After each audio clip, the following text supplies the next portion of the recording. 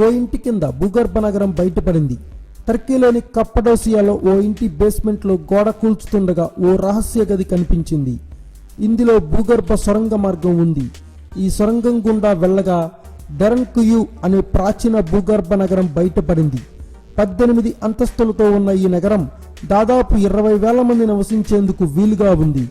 ఆహార ధాన్యాలు, జీవాల కోసం ప్రత్యేక ఏర్పాట్లు కూడా ఉన్నాయి.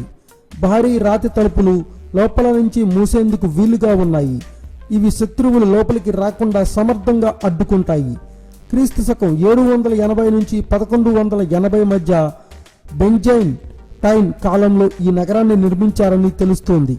అరబ్ల దాడుల నుంచి లేదా ప్రకృతి వైపరీత్యాల నుంచి రక్షణ పొందేందుకు దీనిని నిర్మించి ఉంటారని పరిశోధకులు భావిస్తున్నారు.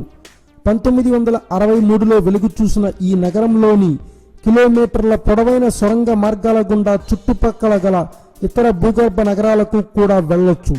డెరన్కుయు భూగర్భ నగరంలో ఇప్పటి వరకు కేవలం 50% మాత్రమే తెలుసుకోగలిగారు.